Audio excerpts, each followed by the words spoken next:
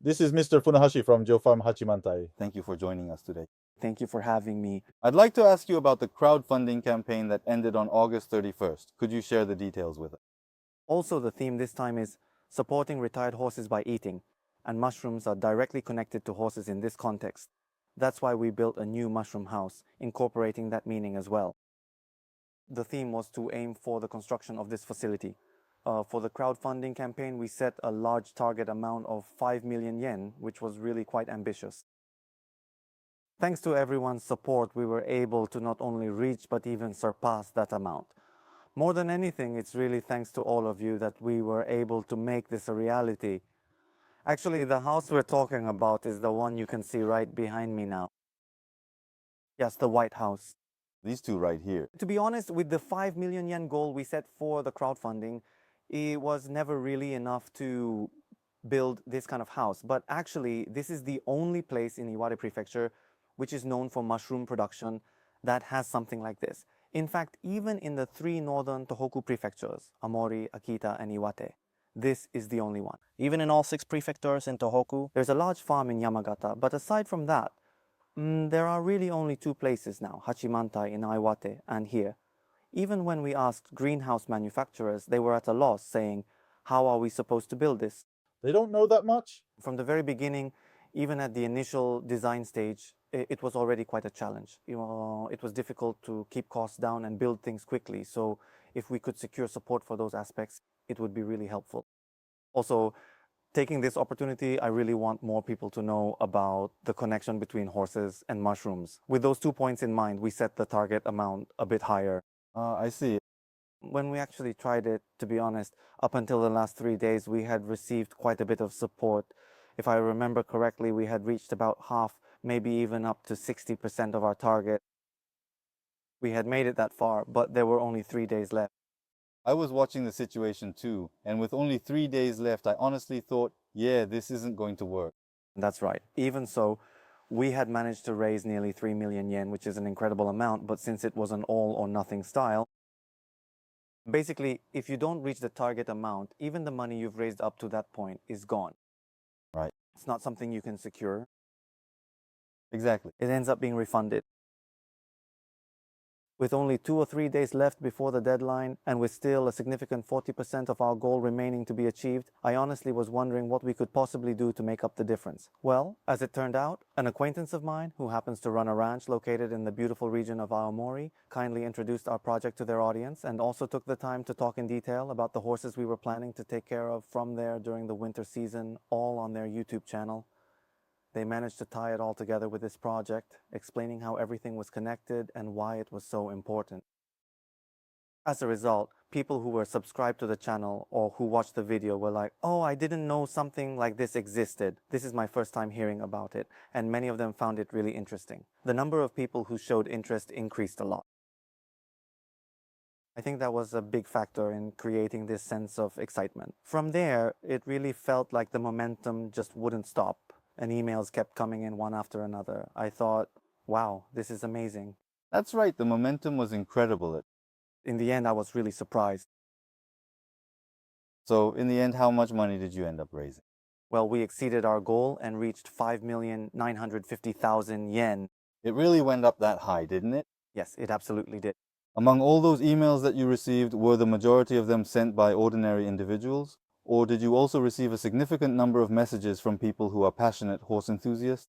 Looking through all the responses, there were people who simply said they like mushrooms as a food ingredient. There were also those who were interested in horses post-retirement. And among them, some said it was interesting that mushrooms could be grown on them or that they saw a lot of potential in it. There were really all kinds of different reactions. Everyone, please look this place up on the net. Thank you very much. Thank you for introducing us. I'd love to try the mushrooms that come out of these new places. Yes, of course. We've promised to prioritize delivering them to everyone who supported us through crowdfunding, so we're determined to make delicious mushrooms for you all. I really hope the harvest will turn out great. I definitely must have it harvest well. For those who have supported us, that's my responsibility. We need to make sure we do that properly, produce everything behind the scenes, deliver it, have people say it's delicious, and then have them buy from us again. We have to create that kind of cycle. In the end, I believe that if we don't create a proper place for the horses that provide us with those raw materials, things just won't work out. So I really feel that no matter what, we have to make sure we can properly create that environment. For those who have supported this place through crowdfunding, until the first harvest is collected, Please look forward to it. Thank you very much. Please look forward to it. We'll make sure to create something truly delicious. by the way, is the small one in the back a donkey or a mule? Yes, a mule. Right. Oh, you noticed. It's a mule. Isn't it cute or what? Isn't it? Yes, that's right. It's unique, isn't it? Its cry is unique too. Do you let them roam freely? Well, at night we bring them back to the stable though. This one is actually a 26-year-old grandpa. Is he already that age? He is Anglo-Arabian. That's rare. How many Arabian horses are still left in Japan these days, I wonder? In the past, there used to be proper Arabian horse races even in the regional areas, and their bone structure is strong, well, thick, you could say. They also performed well in equestrian competitions, even in national events at the 120 or 130 class level. So lately, there's been a movement to give them new opportunities to shine through retraining. There's a lot of excitement about it now, but actually this is something that's been properly done since way back. In fact, he's already a 26-year-old old man, but originally there were horse races like that, and even after retirement, it's precisely because, as an equestrian sport, he retrained his inner muscles and made sure he could move laterally as well, that his body condition has remained well maintained even as he's gotten older. That might be why. He looks young, or rather.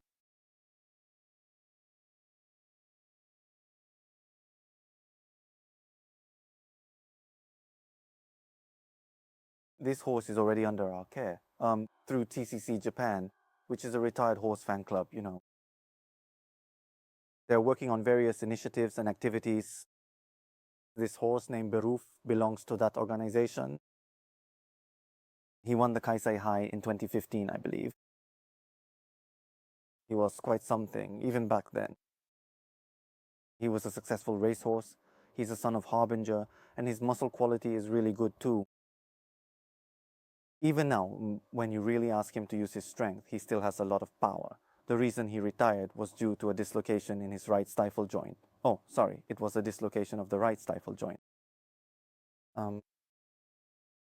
After he came here, even when we tried some light riding exercises, there were still situations where he just couldn't brace himself properly. So both as a company horse and as a competition horse, it seemed even more difficult for him, which is why So we decided to have him help us with making Mushroom as playing a role as a sales manager. His name is Belmont 7. He raced 187 times in local races, I believe. That's amazing. That's really impressive. He ran a lot of races. He raced 187 times. Even now, he still feels young at heart. He's a horse with quite a high level of energy. It just so happens that he shares the exact same birthday and birth date as my daughter. There's actually a documentary film that featured Geo Farm called A Horse is Born Somewhere Today. In one of the scenes at Geo Farm, both of them appeared together. After that, he made a comeback and returned to racing once again. Is that right? I see. He was supposed to be completely retired, so he was transferred to us here. But actually, he was still really energetic and in high spirits. I remember saying, he looks totally fine. So we thought if he seemed able to move, maybe he could go back to Iwate and race again. The previous owner mentioned that perhaps it was finally a good time for him to consider retiring from racing. But after he actually made his return to the racetrack, something unexpected happened. He even managed to win a race. That's amazing. That's a pretty rare case, isn't it? Of course, as a racehorse, it's great to perform at your peak and achieve good results, but I also think it's wonderful to have a long and active career and to be able to stay involved, even if it's through their offspring. I find it fascinating that there are cases like that where a horse can return to racing or have another job. From here on, I'm thinking it would be great if we could aim for things like RRC or other competitions as a goal. I'm glad to see a horse with such a unique career. There are also some horses that follow that kind of pattern. I think it's really about what happens after that. Over the next 20 years or so, figuring out how to create a lifestyle, a place to belong. That's definitely a challenge. But in our case, I hope that Mushroom can play a role in supporting that. So as you can see, there are all kinds of horses here, Also, within Geo Farm Hachimantai, we have a division called Grateful Horse Farm that takes care of active racehorses. And they are kept in the same area. You run it with a different name? That's right. So overall, there are quite a number of horses here right now. Thank you in advance for your consideration. Thank you very much. And when you need to transport horses, please be sure to use ohe transport. Thank you in advance. All right, let's go inside. It's a bit empty for now. Since the harvest is already over. So this is how mushrooms are grown, huh? Yes, that's right. The whole area is cultivated using this kind of shelf system. I will tell you where this straw-based horse manure compost you saw earlier is. If you're wondering where it is, it's actually this part sticking out from the side here. Oh, I see. Under here is the bed for the mushroom spores, their home. Originally, you need to prepare the horse manure and lay down straw, otherwise you can't do this. That straw-based horse manure compost is what makes up almost all of the raw material here. It's still young. The idea is to create an atmosphere like that, where in a short period of time, you raise the temperature sharply so that fermentation heat is generated properly. Then, once it settles, you maintain it gently and steadily. If you let it compost, decomposition will progress, but the goal here is to prevent decomposition from happening. Once things have settled down to a certain extent, you plant the mushroom spawn there. If it decomposes too much, that's not good. It's actually the mushrooms themselves, these fungi, that do the decomposing. Right. At this stage, decomposition is progressing here. That process is what allows the mushrooms to grow, and then the mushrooms form on top. But this is still...